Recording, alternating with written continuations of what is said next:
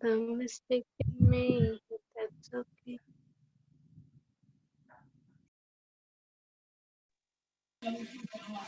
Class.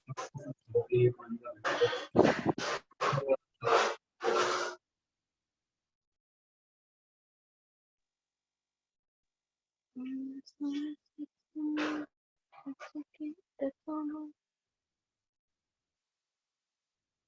People falling with the wrong people.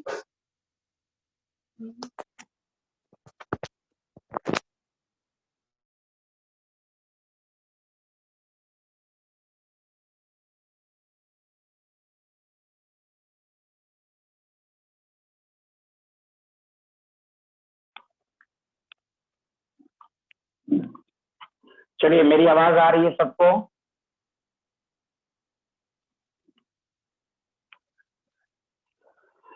चलिए, यहाँ सारे लोग ध्यान दें। हम लोग यही शुरुआत किया था, डिप्रेशन इंक्रीजिंग पॉइंट। जिन्होंने नहीं लिखा है वो जल्दी लिखिए। हम लोगों ने ये सीखा था कि वो टेम्परेचर जहां पर किसी लिक्विड का वेपर प्रेशर करस्पॉन्डिंग सॉलिड के बराबर हो जाए। याद रखिए, बॉइलिंग और फ्रीजिंग पॉइंट की डिफिनेशन। कोई भी लिक्विड तभी बॉइल्स करता है जब उसका वेपर प्रेशर 1 atm के बराबर हो। उसी तरह कोई भी सॉल्यूशन तभी फ्रीज करेगा जब उसका वेपर प्रेशर करस्पॉन्डिंग सॉलिड के बराबर हो जाए, जो ग्राफ में दिया गया कि लिक्विड सॉलिड। तो ये जो पॉइंट है जहां पर दोनों का वेपर प्रेशर बराबर हो गया, तभी ये लिक्विड फ्रीज करेगा। इस पॉइंट को फ्रीजिंग पॉइंट कहेंगे। यहां तक पढ़ा था? यहां तक क्लियर है सबको? जल्दी बताइए।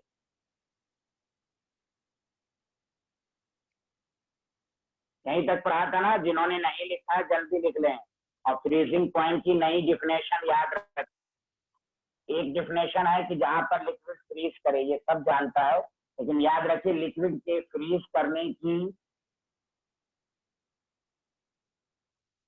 लिक्विड के फ्रीज करने की टेंडेंसी है कि कोई सॉल्यूशन तभी फ्रीज करेगा जब उसका वेपर प्रेशर अपने करस्पॉन्डिंग सॉलिड के बराबर हो जाए। ये हम लोग पढ़ चुके थे, मैंने दोबारा लिख दिया है जानबूझ के कि आपको याद हो जाए। चलिए, जो पॉइंट सब नहीं लिखा था जल्दी लिखें।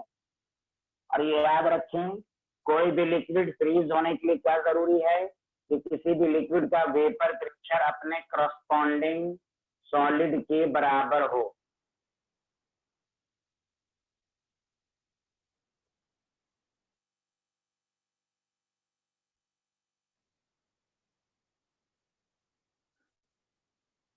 यहाँ तक हम लोग लिख चुके थे, जल्दी लिखिए। यहाँ तक किसी को कोई दिक्कत है जल्दी बताइए, हम आगे बढ़े।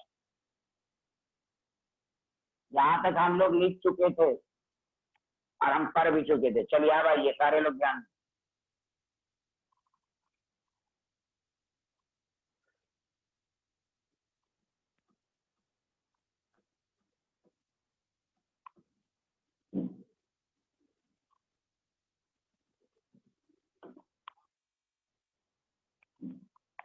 चलिए देखिए, एक बात मैं एक एग्जाम्पल लेता हूँ, सारे लोग उस एग्जाम्पल को समझिए।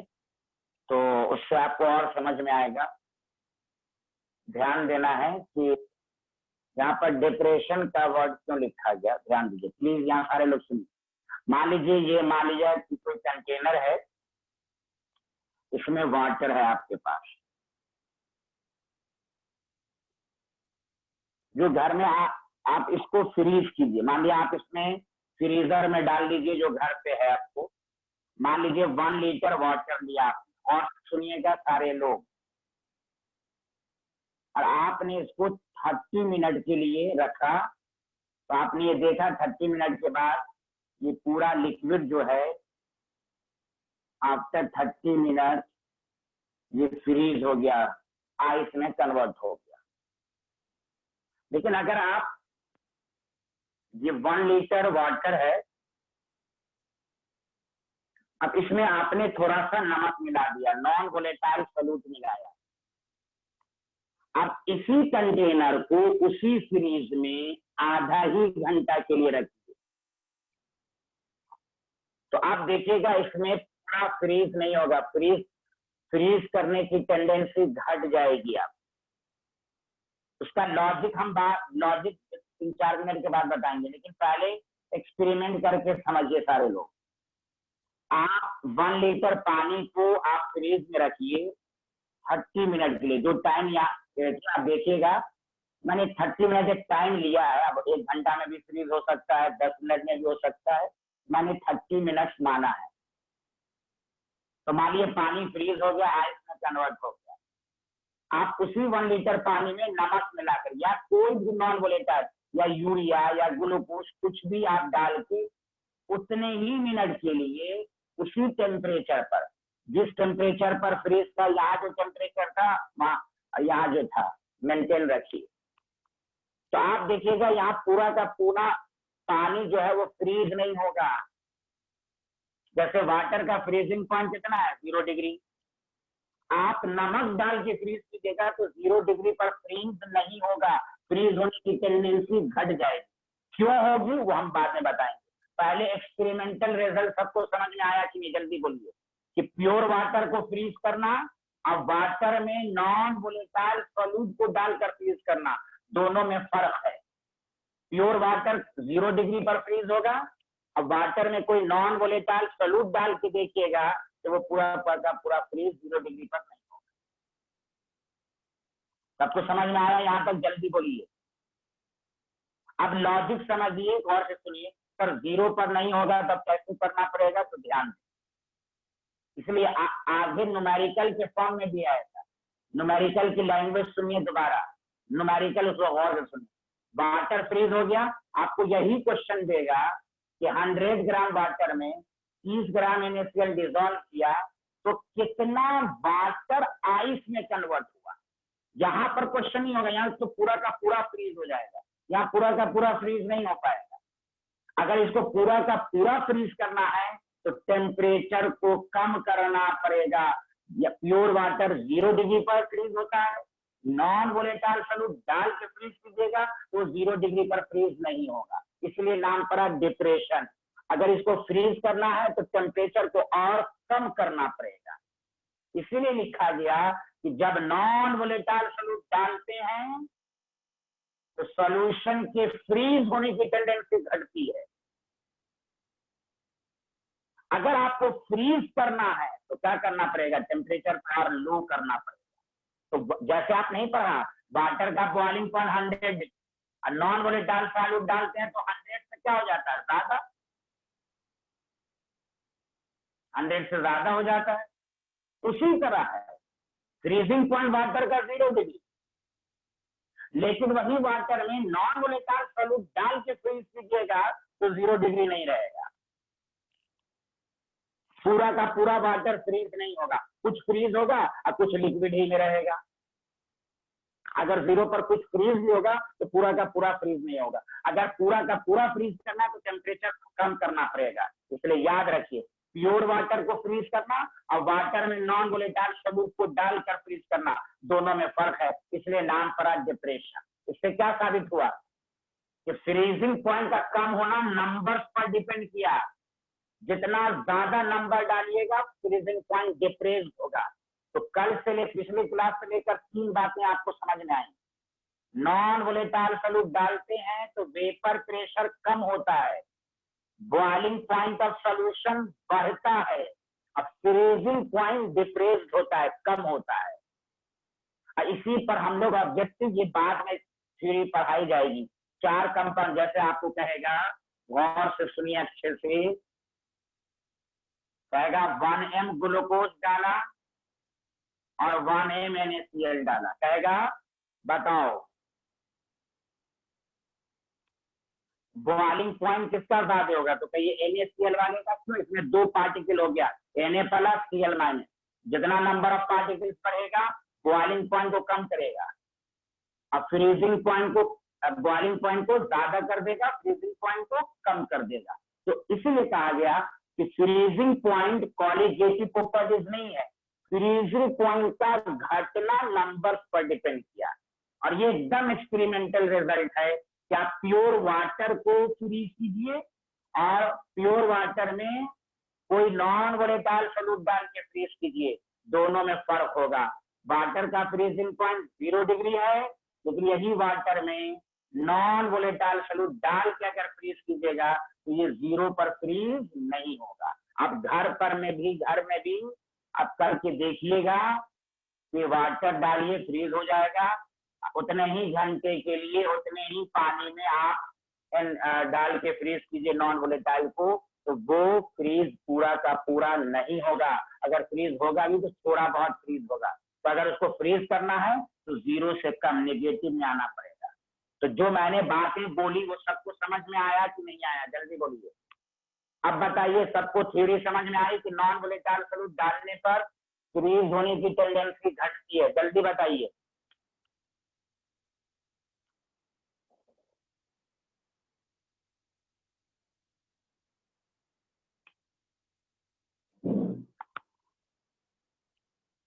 ओके, चलिए एक लाइन लिखना शुरू कीजिए सारे लोग। When non volatile solute is added to the pure solvent, then vapor pressure of solution decreases। ये लाइन बहुत दफा पढ़ा मैंने, जब राउल्ट लॉ भी पढ़ाया था फैक्टर ऑफ एक्टिंग में, तो हमने बोला था ये लाइन बहुत काम आएगा।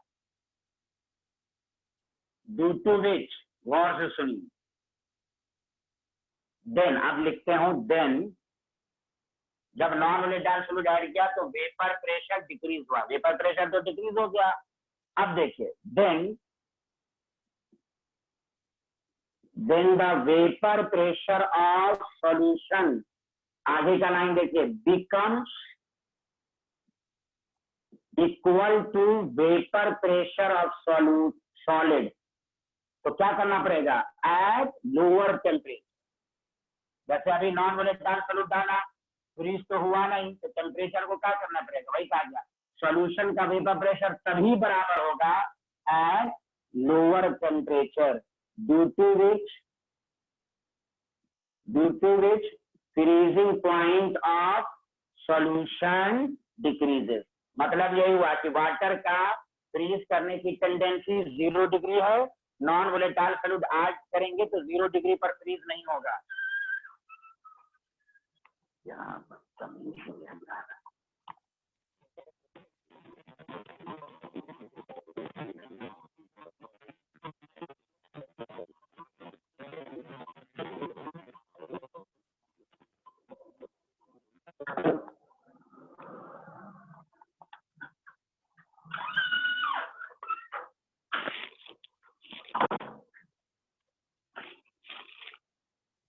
बोलिए, यहां तक लिख लिया आप लोगों ने?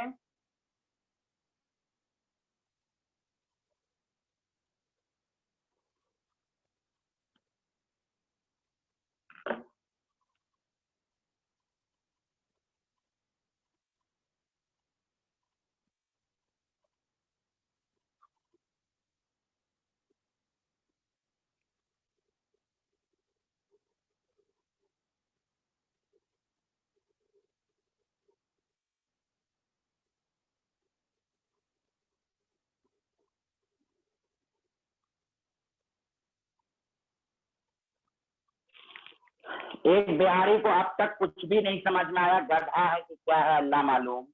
मैंने एग्जाम्पल दे दे के 15 मिनट से वही समझाया मैंने, लेकिन कुछ लोगों की आदत ऐसी होती है। यहाँ ध्यान दे अच्छे से, हमने अभी मिसाल दिया कि प्रैक्टिकल करके देखो, वाटर को तुम अपने फ्रीजर जो घर में बिहारी इस्तेमाल करते हो उसको रखो, अब फ्रीजर का टेम्परेचर फिक्स कर दो तो और आधा घंटा के लिए रखो, वाटर फ्रीज हो जाएगा। लेकिन वही वाटर में तुम नॉन वोलेटाइल सॉल्यूट को डालो, फ्रीजर का टेम्परेचर जितना मेंटेन किए हो उतना रखो, इसको भी आधा घंटा के लिए रखे हो, इसको भी आधा घंटा के लिए रखे हो, तुम देखोगे फ्रीज नहीं होगा ये पूरा का पूरा। यहाँ वाटर पूरा फ्रीज हो जाएगा, यहाँ फ्रीज नहीं होगा, मतलब यहाँ फ्रीज होने की टेंडेंसी घट गई। अब क्यों घटी वो हम रीजन बता रहे हैं, लेकिन ये प्रैक्टिकल पहले समझ लो। वाटर में नॉन वोलेटाइल सॉल्यूट को डालोगे, हाँ अगर इसको पूरा का पूरा फ्रीज करना तो क्या करने का, अब फ्रीज के टेम्परेचर को और कम करना पड़ेगा। इसलिए कहा गया नॉन वोलेटाइल सॉल्यूट करने पर फ्रीज होने की टेंडेंसी घटती है, घटती है। एक बिहारी बोल रहा है कि बढ़ जाएगी, कैसे समझ रहा है उस वक्त से मुझे समझ में नहीं आ रहा। अब देखो क्यों बढ़े, क्यों घटेगी फ्रीज होने की टेंडेंसी, सारे लोग ध्यान दो। ये वाटर है आपके पास, गौर से सुनिए अच्छे से। वाटर के बीच में क्या होता है, हाइड्रोजन बॉन्ड होता है, होता है, बताओ सारे लोग। वाटर के अंदर हाइड्रोजन बॉन्ड होता है, सबको मालूम है कि नहीं? ठीक, अब सुनो अच्छे से, हाँ वेरी गुड। वाटर को फ्रीज करोगे कितने पर फ्रीज होगा, 0 डिग्री। यहाँ तक क्लियर? अब सुनो अच्छे से, जैसे नॉन वोलेटाइल सॉल्यूट ऐड की, तो याद करो, याद है ना, नॉन वोलेटाइल सॉल्यूट ऐड करोगे तो वाटर के बीच का हाइड्रोजन बॉन्ड ब्रेक होगा, वाटर दूर दूर चला, यहाँ पर वाटर करीब था, जैसे नॉन वोलेटाइल सॉल्यूट करोगे इंटरमोलिकुलर फोर्स ऑफ अट्रैक्शन क्या हो जाएगा, बिकम्स वीक। बताओ यहाँ तक समझ में आया? जब नॉन वोलेटाइल सॉल्यूट ऐड करेंगे बताओ फोर्स ऑफ अट्रैक्शन कम होगा कि नहीं? जल्दी बोलो, जल्दी से। हाइड्रोजन बॉन्ड को, वाटर मॉलिक्यूल के बीच के हाइड्रोजन बॉन्ड को ब्रेक करेगा कि नहीं, जल्दी बोलो। ठीक, अब सुनो अच्छे से, गौर से सुनो अच्छे से। जैसे ब्रेक करेगा तो मॉलिक्यूल दूर दूर चला जाएगा, वाटर का मॉलिक्यूल दूर दूर चला जाएगा। तो अब सुनो अच्छे से, जब वाटर का जबकि आप फ्रीज कर रहे हैं, तो फ्रीज कर रहे हैं तो मॉलिक्यूल को करीब होना चाहिए, लेकिन नॉन वोलेटाइल सॉल्यूट डाला तो दूर हो गया, तो फ्रीज करने की टेंडेंसी घटी। अगर इसको फ्रीज करना है तो क्या करना पड़ेगा, टेम्परेचर और कम होना करना पड़ेगा। आया समझ में? ये लॉजिक होता है कि जब नॉन वोलेटाइल सॉल्यूट आप डालिएगा तो वाटर मॉलिक्यूल के बीच का फोर्स ऑफ अट्रैक्शन कमजोर होगा, वाटर मॉलिक्यूल दूर भाग जाएगा। जबकि आप फ्रीज करना चाह रहे हैं, तो फ्रीज करना चाह रहे हैं तो मॉलिक्यूल को करीब होना चाहिए था, लेकिन नॉन वोलेटाइल पे दूर भाग गया। तो अगर इसको करीब लाना है इसका मतलब क्या होना पड़ेगा, टेम्परेचर को और कम करना पड़ेगा। इससे ये साबित हुआ कि नॉन वोलेटाइल सॉल्यूट ऐड करने पर फ्रीज होने की टेंडेंसी घटी। मतलब घटने का मतलब ये हुआ कि अब वाटर 0 डिग्री पर फ्रीज नहीं होगा, टेम्परेचर को और कम करना पड़ेगा। बोलो, आया सबको समझ में? लॉजिक सबको समझ में आया कि नहीं आया, जल्दी बोलो।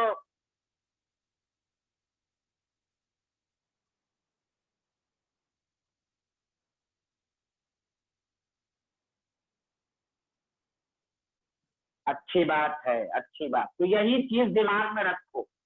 और मैं तुम्हें कह रहा हूं ना, कोई भी चीज याद रखने के लिए जरूरी क्या है, डेली लाइफ का एग्जाम्पल। और डेली लाइफ का जो एग्जाम्पल मैंने दिया ना उस पर वही एक्सपेरिमेंटल रिजल्ट भी है। तो वाटर को फ्रीज करो, फ्रीजर में रखो उतने ही टाइम के लिए, उतने ही टेम्परेचर पर, और उसी वाटर में नमक डाल के फ्रीज करो, दोनों में फर्क आएगा। खैर चलिए आप सुनिए इसका ग्राफ, गौर से सुनिए, दोबारा गौर से सुनिए। वेपर प्रेशर वर्सेस टेम्परेचर, ध्यान दीजिए, अभी आपने पढ़ा, प्लीज देखिएगा अच्छे से, सारे लोग देखिएगा। ये सॉलिड है, ये लिक्विड है। इस टेम्परेचर को क्या कहते हैं? Freezing point. अभी तुमको मैंने बताया। अब तुम सॉलिड की जगह ये भी लिख सकते हो, फ्रोजन लिक्विड। फ्रोजन लिक्विड का दूसरा नाम सॉलिड ही है, या फ्रोजन सॉल्वेंट। फ्रोजन सॉल्वेंट का मतलब ही है कि सॉलिड है।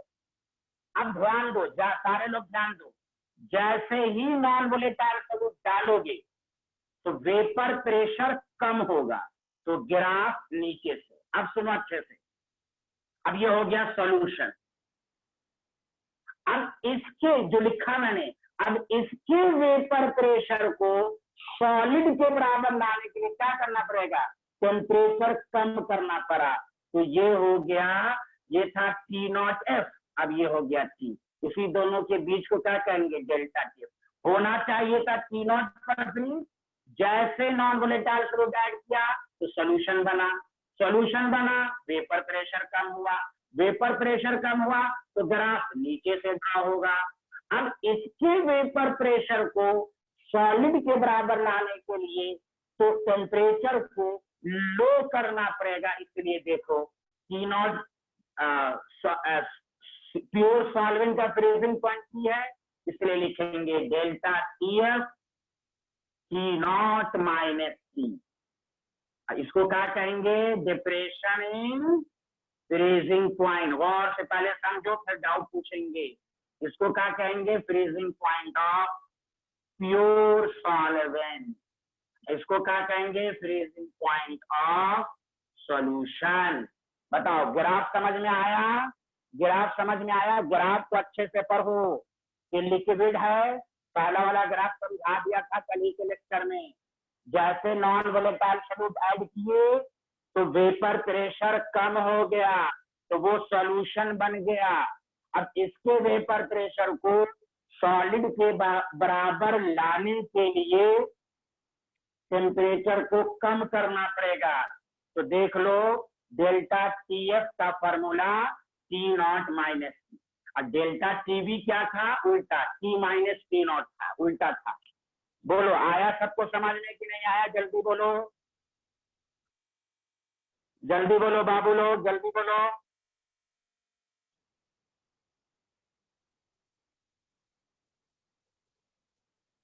सच सच बोलो, सच सच बोलो, आ गया यहाँ तक समझ में?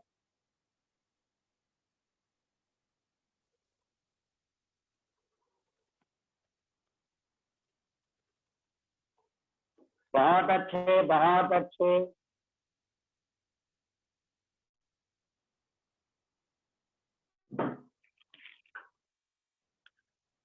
चलो अब आओ, सारे लोग ध्यान दो।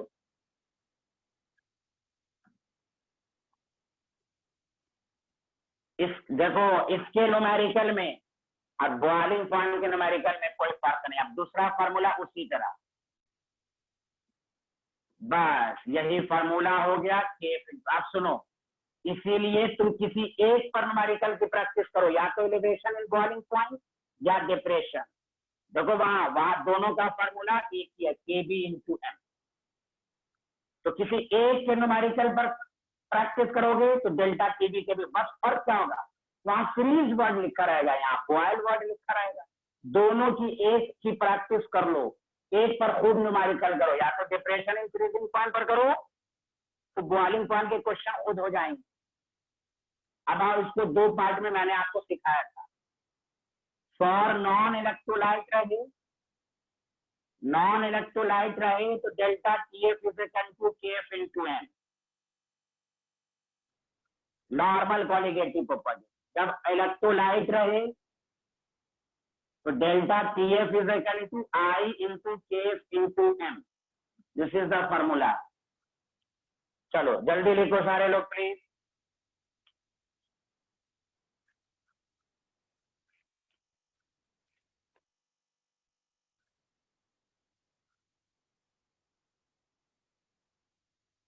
प्लीज जल्दी बताइए, लिख लिया? समझ में आया? तो देखो, एलिवेशन इन बॉइलिंग पॉइंट और डिप्रेशन इन फ्रीजिंग पॉइंट, दोनों की न्यूमेरिकल की नेचर एक ही है। ये याद रखो प्लीज सारे लोग, दोनों के न्यूमेरिकल की नेचर एक ही है। समझ में बात आई? तो किसी एक पर न्यूमेरिकल की प्रैक्टिस करो, खुद ब खुद हो जाएगा। अब सुनो अच्छे से,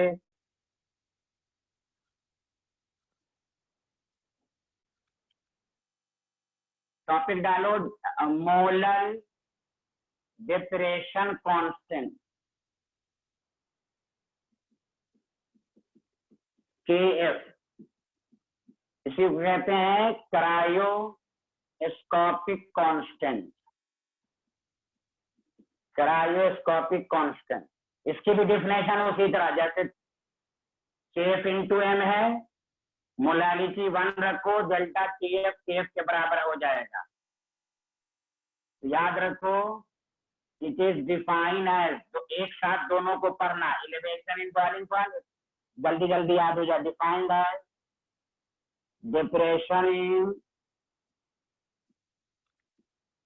freezing point when 1 mole of solute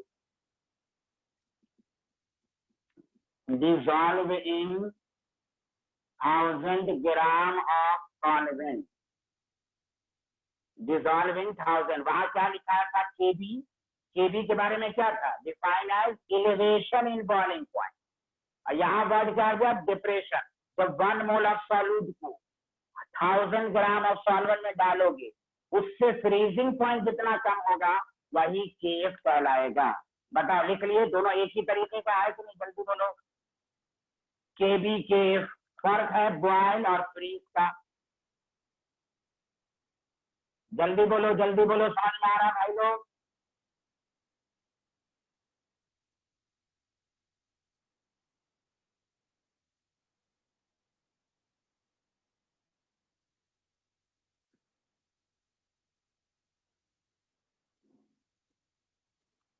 ये डिफिनेशन वही है जो केबी की लिखाई गई। मोलालिटी की वैल्यू 1, तो डेल्टा केफ किसके बराबर हो जाएगा? केफ। वही लिखा गया, K f define as depression in freezing point when 1 mole of solute dissolved in 1000 gram। 1 mole of solute dissolved in 1000 gram का मतलब क्या हुआ? मोलालिटी 1 है, 1 मोल पर kg।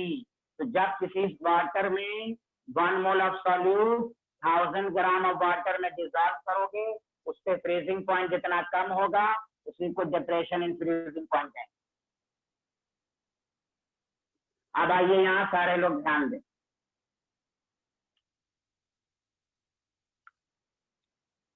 नीचे नोट लिखिए सारे लोग, नोट में पहला पॉइंट। अच्छा एक मिनट, एक मिनट, अच्छा चलिए नोट में लिखिए, नोट में पहला point, the value of KF depends upon nature of solvent.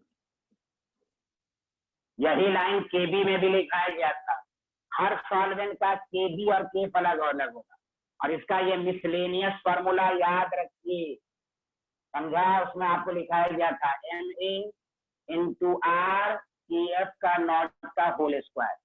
केबी में क्या था? TB डिवाइडेड बाय क्या था? 1000। यहाँ पर फ्यूजन लिखेंगे, फ्यूजन। ये बहुत इंपॉर्टेंट, आपको कहेगा स्कूल के एग्जाम में, write the relationship between K f, freezing point and molecular weight. MA का मतलब मॉलिक्यूलर वेट ऑफ सॉल्वेंट है, KF नॉट का मतलब freezing point of pure solvent है।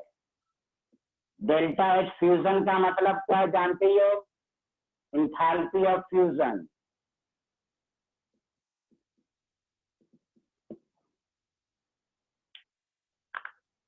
बोलिए, लिख लिया सारे लोग? केबी में सब कुछ यही रहेगा, यहाँ वेपराइजेशन आएगा, यहाँ केबी नॉट का होगा।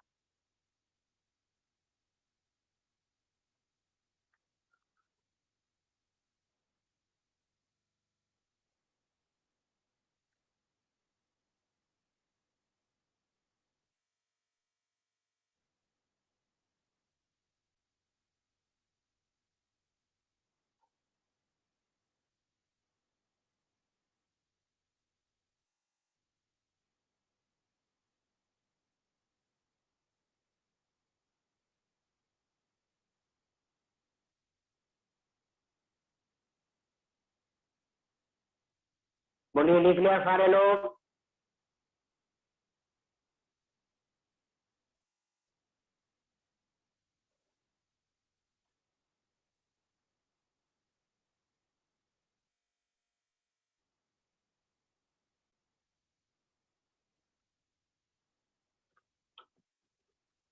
चलिए अब आइए,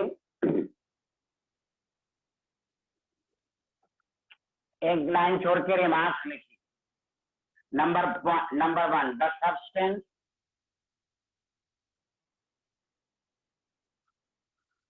which decreases the freezing point of pure solvent, मतलब ऑब्लिक करके water, is called antifreeze substance। जैसे सुनो, जैसे विंटर में हिंदुस्तान के कुछ शहर में टेम्परेचर देखते हो, जम्मू कश्मीर हुआ, उत्तराखंड में कुछ जगह हुआ, बहुत ही बर्फबारी होती है, और आप किसी गाड़ी से घूमने के लिए गए, तो आपको मालूम है रेडिएटर जो होता है किसी भी गाड़ी का, मान लिया कार से घूमने गए, तो रेडिएटर में क्या होता है, पानी होता है, वाटर। तो वो लो टेम्परेचर पर क्या हो जाएगा, फ्रीज हो जाएगा। इसलिए क्या करते हैं कि उसमें आप एंटी फ्रीज सब्सटेंस है। इसका सबसे बेहतरीन एग्जाम्पल है, तो 9-10 में भी शायद पढ़ोगे, इथाइलिन ग्लाइकॉल। इथाइलिन ग्लाइकॉल तुम डाल दो रेडिएटर में, तो फ्रीज होने की टेंडेंसी कम हो जाएगी। वरना अगर प्योर वाटर रहेगा तो टेम्परेचर पर फ्रीज हो जाएगा, इंजन बर्स्ट हो सकता है। इसलिए तुम देखते हो विंटर में बाइक वगैरह जो चलाते हो, जब रात में रख दो सुबह में चलाओगे तो जल्दी स्टार्ट नहीं होता है, धुआं फेंकने लगता है। इसीलिए अगर आपको वाटर को फ्रीज होने से बचाना है तो नॉन वोलेटाइल, अभी समझाया था ना, नॉन वोलेटाइल क्या करता है, वाटर के बीच के सेपरेशन को बढ़ा देगा, फ्रीज होने की टेंडेंसी को कम कर देगा। उस वक्त भी फ्रीज होगा, लेकिन उतना आसानी से नहीं होगा, आप आराम से गाड़ी चला सकते हैं। तो आपको कहेंगे एंटी फ्रीज। तो आपसे पूछ सकता है, the substance which decreases the freezing point of water is called anti freeze substance. उसका बेहतरीन एग्जाम्पल इथाइलिन ग्लाइकॉल, और उसका फॉर्मूला तुम पढ़ चुके हो, CH2CH2OH।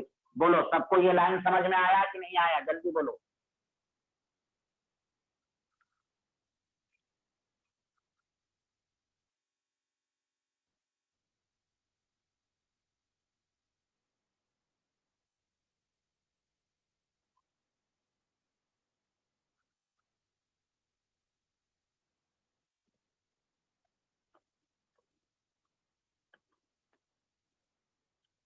Second point board level पर बहुत दफा पूछ चुका है, इसलिए लिख लो, NaCl और CaCl2 is used, जल्दी जल्दी लिखो, is used to clear the snow from the road।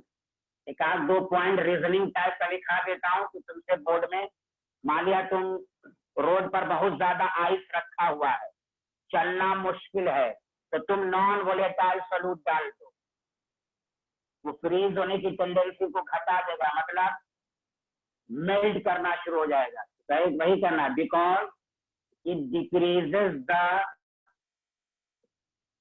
Freezing point to such extent at which it starts to melt and acts as de-icing agent। वही है, वही एंटी फ्रीज समझ लो या de-icing agent. तो अगर स्नो को पिघलाना है, मेल्ट करना है, उस पर छिड़क दो, CaCl2 वगैरह डाल दो, रोड पर पूरा डाल दो, जल्दी से फ्रीज होगा, चलना आसान हो जाए। तो ये सब रीजनिंग टाइप में एक आध पॉइंट में लिखा देता हूँ जानबूझकर, कि आपकी सेल्फ स्टडी इस तरह हो कि रीजनिंग टाइम में बोर्ड लेवल पर पूछ सकता है। बोलो, ये सब कॉमन सेंस की बात है कि फ्रीज को नॉन वोलेटाइल सॉल्यूट डालते हैं तो बॉइलिंग पॉइंट को बढ़ाता है, फ्रीज करने की टेंडेंसी को घटाता है। हाँ जुनाद चौधरी तू माशाल्लाह बोलता, लिख लिया आप लोगों ने? जल्दी बोलिए, जल्दी बोलिए, लिख लिया? माशाल्लाह माशाल्लाह, वेरी गुड वेरी गुड।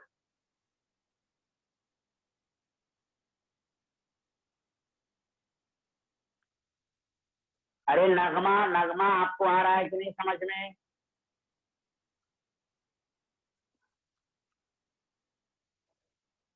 चलिए अब सुनिए अच्छे से, हाँ सारे लोग ध्यान दीजिए। डिप्रेशन इंक्रीजिंग पॉइंट पर न्यूमेरिकल में ज्यादा, डिवाइडिंग पॉइंट पर जान जिसको कम कराया है तो उसकी कमी को पूरा कर देगा डिप्रेशन इंक्रीजिंग पॉइंट। मैंने कहा ना दोनों के फॉर्मूले में एक ही नेचर का फॉर्मूला न्यूमेरिकल होगा, एक ही नेचर का, है कि नहीं? आपको दोनों में, लेकिन इंक्रीजिंग पॉइंट पर इसलिए मैं ज्यादा प्रैक्टिस करा रहा हूँ, इस पर थोड़ा सा ज्यादा क्वेश्चन भी ज्यादातर इसी पर आता है, सीरीज वाले पर ज्यादा क्वेश्चन आता है, तो इसलिए अब मैं एकदम बेसिक से न्यूमेरिकल स्टार्ट कर रहा हूं। सारे लोग क्वेश्चन करो। Question number 1,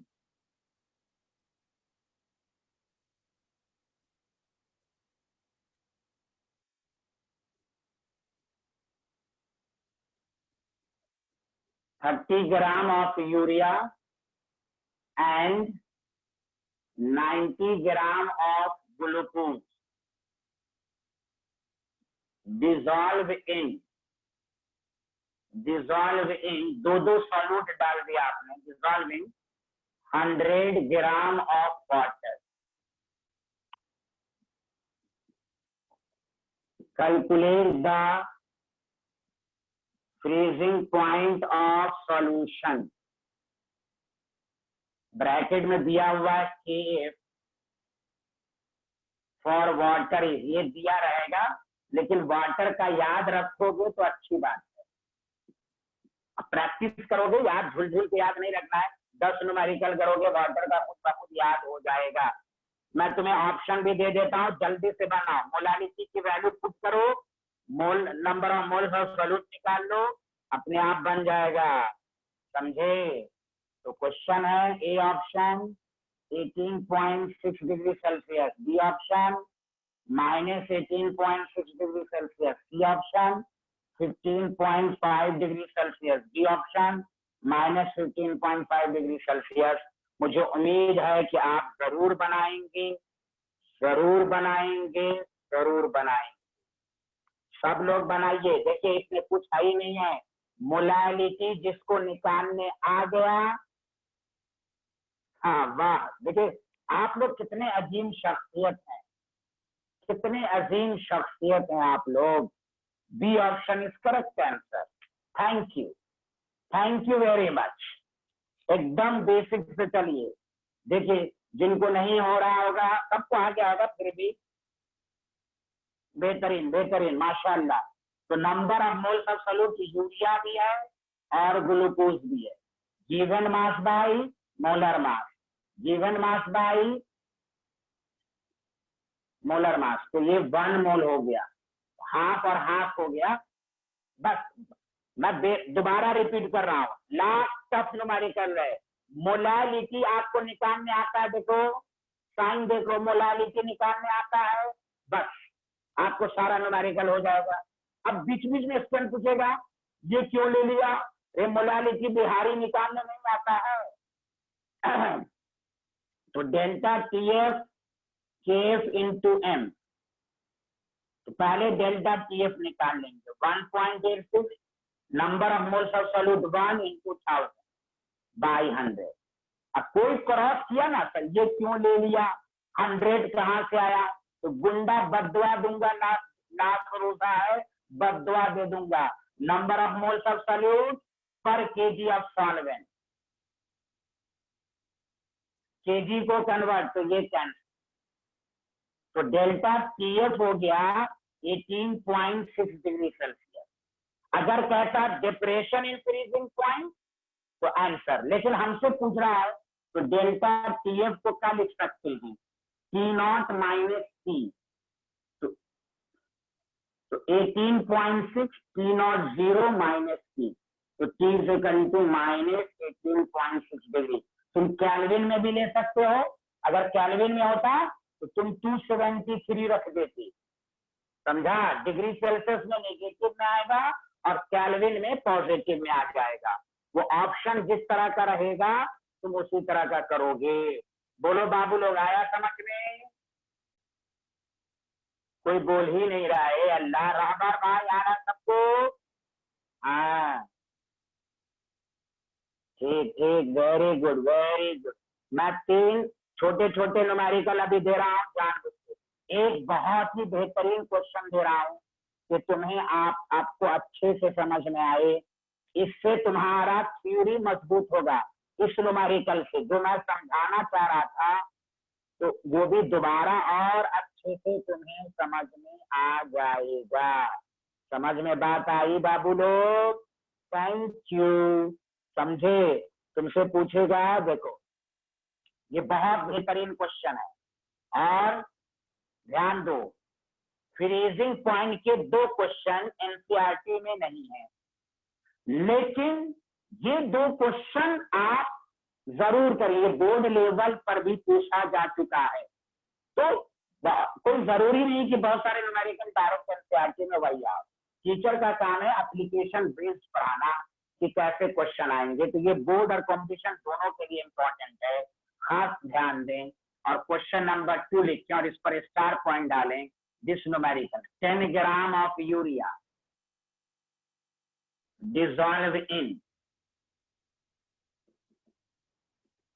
dissolve in 200 gram of water. ठीक है, वाटर में डाला तो सोल्यूशन हो गया, दिस सोल्यूशन। अच्छा तुम लोग, अच्छा एक मिनट, यूरिया क्या, अच्छा बताओ, अब सोल्यूशन को फ्रीज करोगे, क्या फ्रीजिंग पॉइंट 0 डिग्री आएगा कि नेगेटिव में आएगा? जल्दी बोल, क्या वाटर अब फ्रीजिंग पॉइंट 0 डिग्री रह पाएगा कि नेगेटिव में आएगा? हाँ very good very good very good very good. यही समझाना चाहा जा रहा है कि वो फ्रीज होगा ही नहीं 0 डिग्री पर, है कि नहीं? 0 डिग्री पर फ्रीज होगा नहीं, तो मतलब क्या हुआ? फ्रीज होने की टेंडेंसी घट गई। अब फर्दर फ्रीज करना है तो टेम्परेचर को वही कहा गया, this solution is cooled up to -3 degree Celsius. अब कह रहा है what mass of water, this line को एकदम दिमाग में सेट कर लो, न्यूमेरिकल की लैंग्वेज को। भले ये न्यूमेरिकल एनसीईआरटी में नहीं है, लेकिन इस तरह के क्वेश्चन आपको बोर्ड लेवल पर भी पूछे जाएंगे। What mass of water is separated out as ice, मैं खुद करूंगा, सेपरेटेड आउट एज आइस, समझ रहा है ना? तो ये आपसे पूछेगा। तो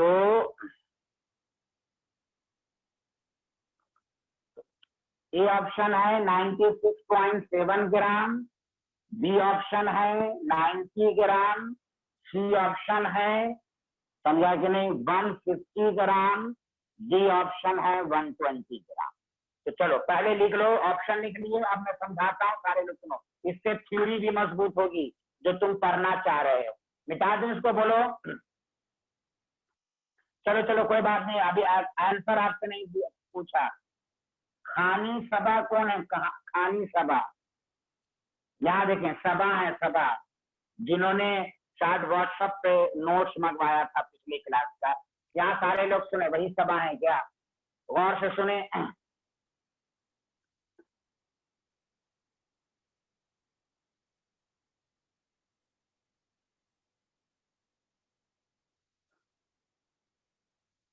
चलिए यहाँ देखिए, इंशा समझ में आ रहा है? इंशा आपको समझ में आ रहा है? इंशा, इंशा प्लीज रिप्लाई।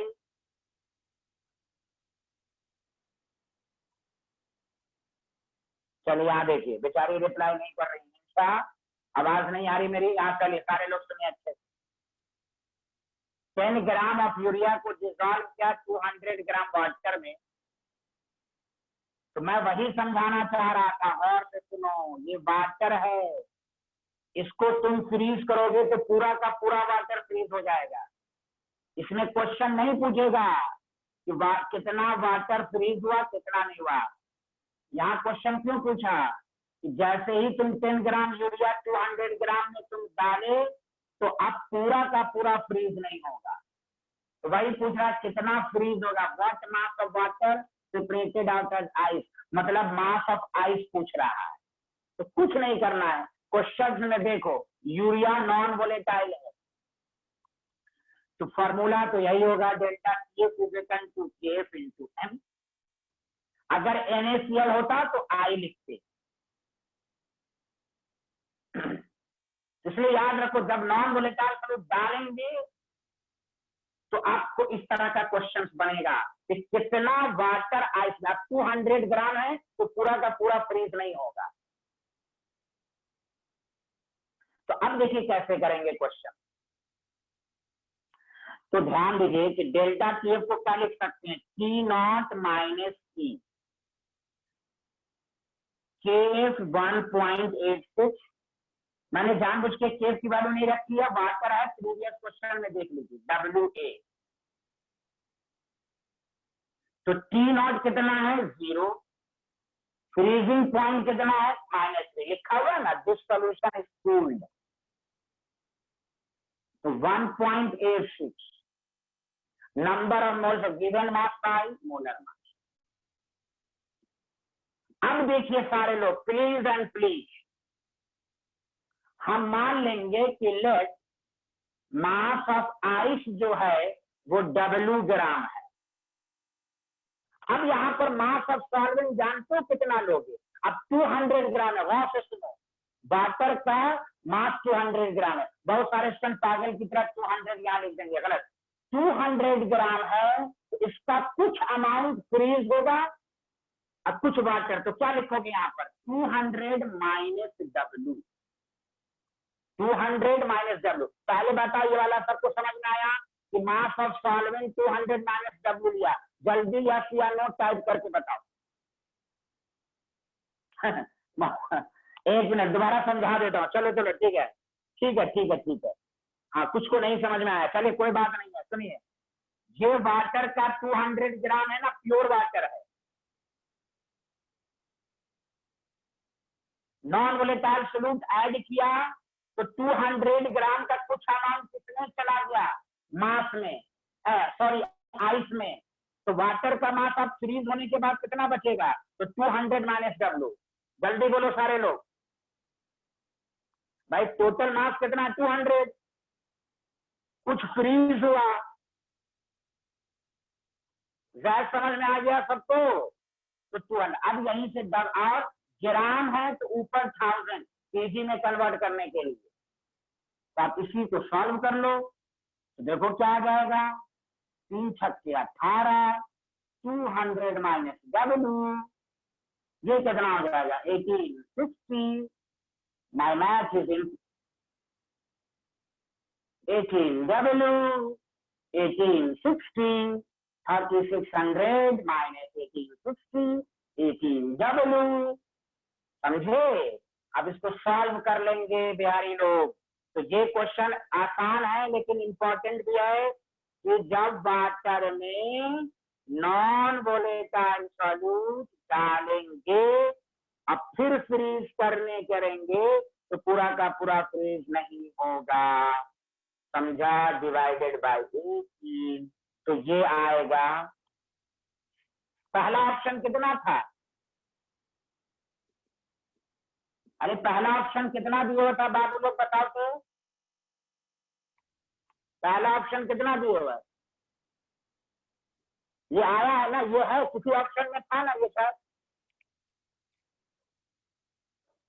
हाँ वही लगभग वही है। चलो अच्छा सच सच बताओ, एक एक क्वेश्चन कर बताओ प्लीज, ये वाला न्यूमेरिकल सबको अच्छे से समझ में आया कि नहीं। अब बताओ किसी को डाउट है तो हम आगे बढ़ेंगे। इंशा से मैं पूछ रहा हूँ, किसी को कोई डाउट है प्लीज बताओ। ये क्वेश्चन एनसीईआरटी में नहीं है, मैं बाहर बोल रहा हूँ, लेकिन इस तरह के क्वेश्चन बोर्ड लेवल में भी आ चुके हैं। सीबीएसई और जामिया दोनों बोर्ड में। हाँ, और एकदम ऐसे ऐसे क्वेश्चन को अपने मन में जुबानी परमानेंटली याद कर लो कि वाटर है, नॉन वोलेटाइल सॉल्यूट ऐड किया तो पूरा का पूरा फ्रीज नहीं होगा, तो इसलिए कहा जाएगा what is the mass of ice, या आइस ना पूछ के पूछा what mass of water separated out of ice, बटवा बराबर है। तो इस तरह के क्वेश्चन को हम इसी तरह करेंगे। बोलो बाबू, आया? Thank you, thank you. बहुत अच्छे आदमी हैं आप लोग, बहुत बेहतरीन आदमी है आप लोग, न जाने क्यों। देखिए, तो अब ये वाले क्वेश्चन पर खास ध्यान देना है। चलिए, अब थोड़ा मैं स्टैंडर्ड को बढ़ा रहा हूं और मैं आपको दे रहा हूं, ठीक है? Any problem? अच्छा, देखो अच्छे से। क्वेश्चन नंबर 3, ये तो आईआईटी में भी आ चुका है, नंबर 1, और दूसरा ये एनसीईआरटी का भी क्वेश्चन है। ये तुम देखना प्रीवियस ईयर में, ये एनसीईआरटी का भी क्वेश्चन है और आईटी में भी आ चुका है। मैं बार-बार रिपीट कर रहा हूं कि सॉल्यूशन चैप्टर के न्यूमेरिकल एनसीईआरटी के बहुत ही शानदार और अच्छे क्वेश्चन हैं, इसलिए प्लीज सॉल्यूशन चैप्टर को पहले एनसीईआरटी से बना लो। अब देखो क्या क्वेश्चन है, लिखो, लिखना शुरू करो। 2 एलिमेंट ए एंड बी, जल्दी लिखो। Forming compound having formula AB2 and AB4। बहुत ही फेमस क्वेश्चन है, स्कूल के एग्जाम का भी, आईटी में भी आ चुका है। यहाँ देखो, तो ये 2 कंपाउंड बनाया AB2 and AB4। When 1 gram of AB2 dissolve in 20 gram of benzene, then it lowers the freezing point by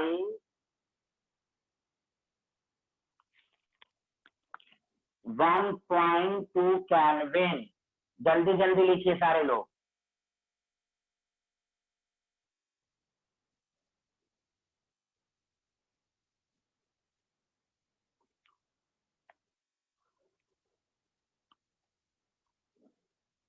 सारे लोग यहाँ तक लिख लिया, जल्दी बताइए।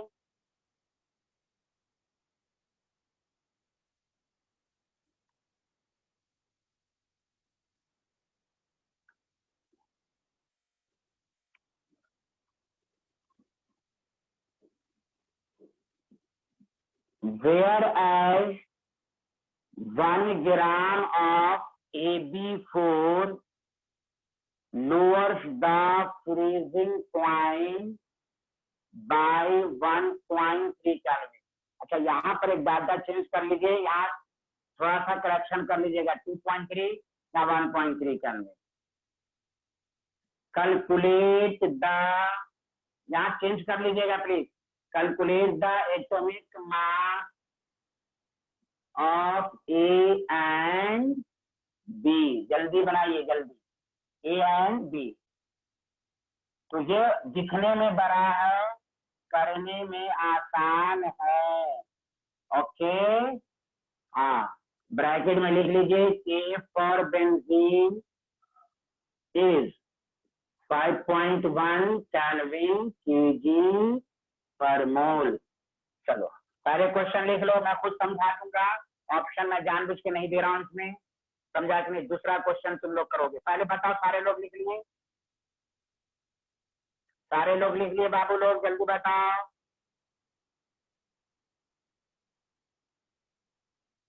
हाँ,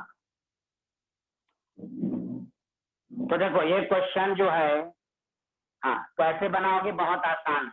ये दिखने में बड़ा है, लेकिन बहुत से सुनो अच्छे से। मैं बहुत अच्छे से समझा रहा हूँ और 2 पार्ट में बांटना है न्यूमेरिकल। पहले देखो फॉर AB2 समझ लो अच्छे से please. For AB2 mass of solute दिया हुआ है 1 ग्राम, मास ऑफ सॉल्वेंट दिया हुआ है 20 ग्राम। अच्छा अब सुनो लैंग्वेज को, क्या लिखे हुआ है 1 ग्राम ऑफ AB2 डिसॉल्व किया तो it lowers the freezing point by 2.3 kelvin. Lowers the freezing point by लिखा हुआ है तो डेल्टा TF दिया हुआ है। लैंग्वेज को समझो आया, जबकि डायरेक्ट लैंग्वेज नहीं है डिप्रेशन इन फ्रीजिंग पॉइंट, लेकिन लिखा हुआ है ना lower the freezing point by का मतलब हुआ 2 टेम्परेचर का डिफरेंस दिया हुआ है। अरे बोलना सारे लोग। अब delta TF is equal to KF into M। अच्छा माइंड में रखेंगे नॉन इलेक्ट्रोलाइट है। अगर इलेक्ट्रोलाइट, क्योंकि आपको मालूम ही नहीं है, अगर इलेक्ट्रोलाइट होता तो जरूर देखा कितना परसेंट डिसोसिएटेड या एसोसिएटेड। हमें A और B कुछ मालूम ही नहीं है, हम नॉन इलेक्ट्रोलाइट ही मानेंगे। तो 2.3। अच्छा हम मान लेंगे कि let atomic mass of capital A is small a, atomic mass of capital B is small b।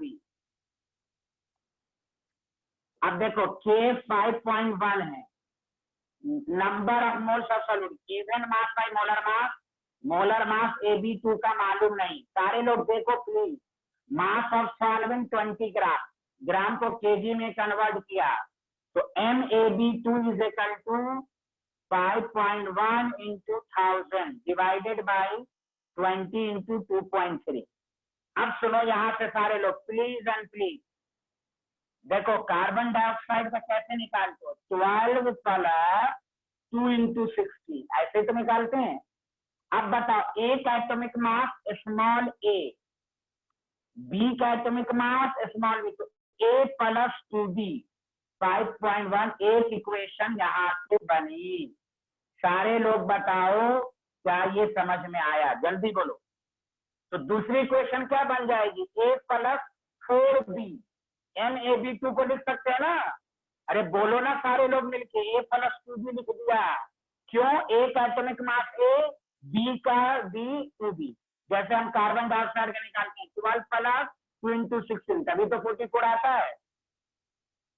उसी तरह A प्लस 2B हमने क्या कहा, बनाने में आसान है।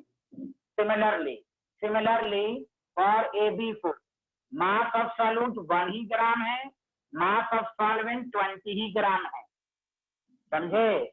अब देखो डेल्टा TF मैं लिख भी देता हूं, डेल्टा TF 1.3 है, तो वही है delta TF is equal to KF into M। 1.3 KF 5.1 1 by MB4 into 20 into 1000। तो मैं डायरेक्ट लिख देता हूं A plus 4B is equal to 5.1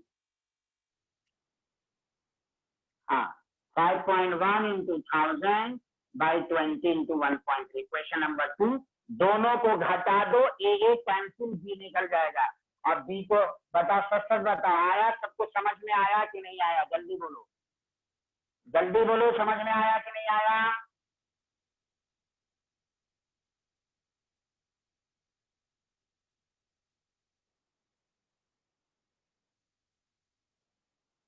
कोई बोल ही नहीं रहा है, अल्लाह का।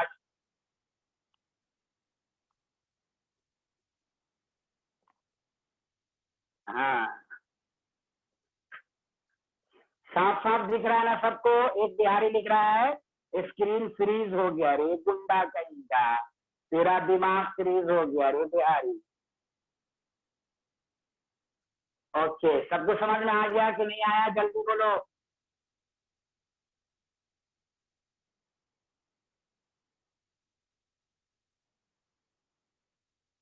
हाँ चलो एक लास्ट क्वेश्चन करते हैं, उसके बाद छुट्टी, ये तुम करोगे, मैं ऑप्शन दूंगा, सबका आंसर आना चाहिए। बहुत आसान क्वेश्चन है, प्लीज एंड प्लीज ये करके दिखाओ।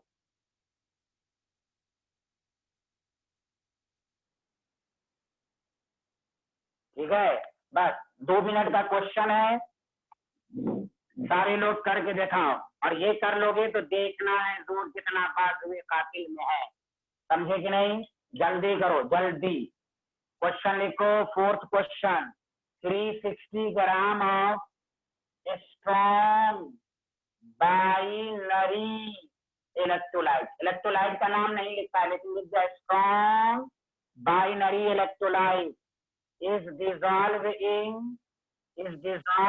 in 324 gram of water. Calculate the freezing point of solution. ये पूछ रहा है, समझ में आई कि नहीं? चलो जल्दी बना के दिखाओ तो please.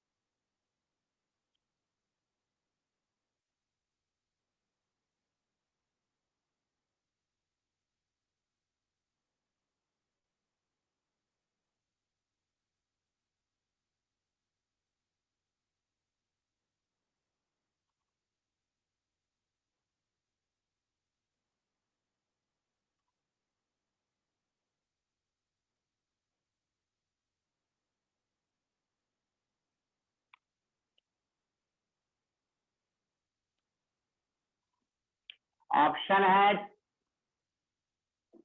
-20 degree Celsius, -22 degree Celsius, -23 degree Celsius, D -24 degree Celsius. पहले आंसर लिख लो सारे लोग, चलो बन गया सबसे? जल्दी बोलो, मिटा दो इसको, जल्दी बोलो।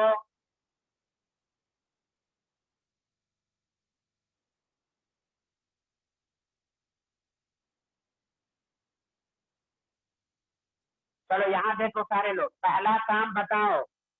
अच्छा तुम लोग ये पहले बताओ, ये नॉर्मल क्वालिटेटिव है कि एबनॉर्मल? जल्दी लिख कर दिखाओ, नॉर्मल है कि एबनॉर्मल? नॉर्मल, हाँ। Delta TF is equal to I into KF into M। क्यों स्ट्रॉन्ग इलेक्ट्रोलाइट लिखा हुआ है? चूंकि स्ट्रॉन्ग देखो बाइनरी इलेक्ट्रोलाइट है, तो स्ट्रॉन्ग का मतलब हुआ इट इज 100% डिसोसिएटेड। वो परसेंटेज नहीं लिखा, तो I इज इक्वल टू 2 होगा। बाइनरी का मतलब 2, बाइनरी का मतलब 2, वो जानबूझ के ये सब लाइन लिखेगा एग्जामिनर। बाइनरी का मतलब 2, तो जब 100% होता है ना, तो नंबर ऑफ पार्टिकल्स के बराबर I होता है, ये सबको मालूम है। तो delta TF is equal to I, आपके पास कितना हो गया 2, KF आपको 1.86। और अच्छा इसमें एक डाटा नहीं दिया हुआ है, आपको एक डाटा नहीं दिया हुआ है, वो आपको मोलर मास आपको बाइनरी इलेक्ट्रोलाइट का नहीं दिया हुआ है, तो इसीलिए आपसे शायद क्वेश्चन नहीं बन रहा होगा। समझ बात आ रही है कि नहीं? तो यहाँ पर आप क्या कीजिए, हाँ यहाँ पर बाइनरी इलेक्ट्रोलाइट का मॉलिक्यूलर वेट 180 लिख लीजिए, ये मिस हो गया, वरना आप लोगों से तो बन ही जाता। चलिए कोई बात नहीं है, कंसेप्ट क्लियर होना चाहिए। Delta TF is equal to 2 into और 1.86, number of moles of solute 360/18 into 324 into 1000, तो यहाँ से डेल्टा TF आ जाएगा, ठीक है। और डेल्टा TF को क्या फर्दर लिख सकते हैं, T0 माइनस T, तो T जो आएगा ना वो कितना हो जाएगा बोलो, T0 माइनस डेल्टा TF, तो T is equal to minus delta TF। बस डेल्टा TF की वैल्यू लगा के बना लोगे तो C आंसर आएगा, C आंसर आएगा, C -23 डिग्री सेल्सियस। बताओ सबको समझ में आ गया?